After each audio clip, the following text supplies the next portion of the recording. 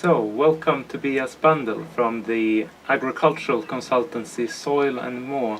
Could you first just give our viewers a brief introduction to what your company is working with? Yeah, thank you very much for the invitation. Soil and More was started in early 2007, basically based on the demand from a few farmers around the world for better soil management and better access to also organic fertilizer. So we have basically right now 3 different fields of activity. One is anything around composting, soil fertility management, biomass management in local solutions. The other part is footprinting or sustainability assessments, where we look into the environmental impact of farms, of products, of companies related to carbon, related to water, biodiversity, etc. And thirdly, we also are active in emission trading, because some of the projects we are working with generate carbon credits through the way they farm, and specifically related to composting. So we help them to develop such projects and to trade the credits to generate a second revenue stream. All right. So it's like a win-win situation. You can do business, and it's a long-term good thing for the farmers, but also for your clients. Yeah, well, it's kind of the same. Normally, the target group is normally farming, and win-win. That's obviously what you're striving for.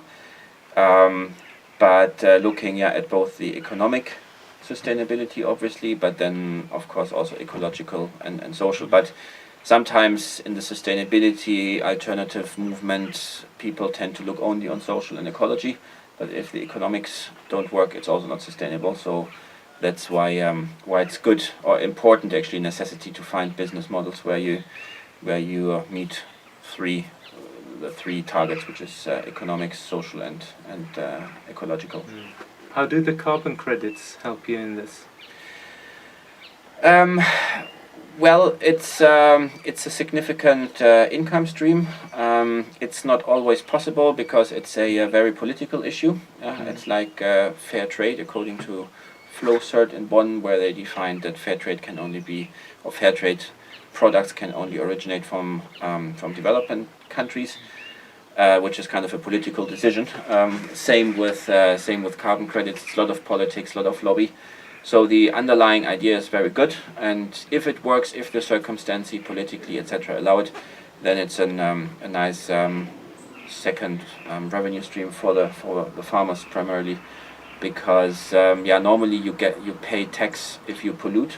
So if I would have a car, I would pay car tax, but you don't get necessarily incentives for doing good, and that's something actually a first step to incentivize agriculture best practices through low carbon farming, let's say.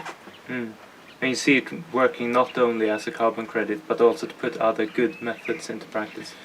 That's more and more happening. In the beginning, when it all started 7-8 years or so ago with lots of carbon trading, it was really limited to, or not limited, but focused on renewable energy projects, a few windmills, filters in some exhaust pipes, chimneys. Also in farming, it was only looked at, let's say, the methane avoidance during composting. But now more and more of these methodologies and standards actually look also in the trade-offs, that you don't, or that they would not certify an emission reduction project if it has a bad impact on water, for instance, or has a lot of negative influences on the socio-economic environment where the project is in. So it's getting more and more comprehensive. It's a very new movement. It's only a couple of years old, so there are a lot of child diseases, let's say, but it's developing, I think, into the right direction. Okay. And you mentioned also specifically composting as an important measure in your presentation earlier today. How can composting help a farmer in, for example, Kenya, practically? Yeah, I mean, it's actually a logic part of the farming system. I mean, you have seed or a seedling, something grows, you add water, you have sunlight, etc. But it needs to grow in something. Yeah, that's first thing. It needs a good soil.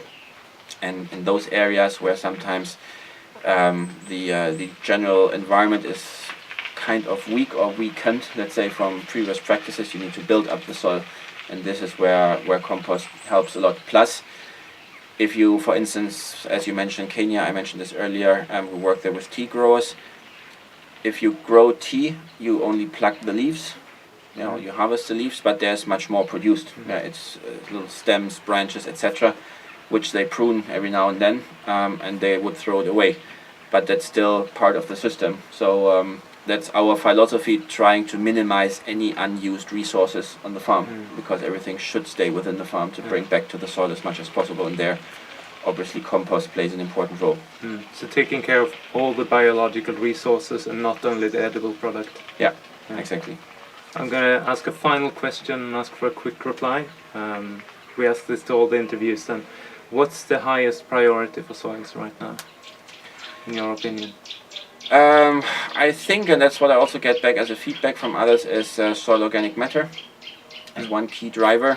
Soil is a super complex organism itself, but let's say soil organic matter is kind of priority one when it comes to developing fertile soils, because it's the home of millions of microbes. It has an impact on water holding capacity, on carbon sinks.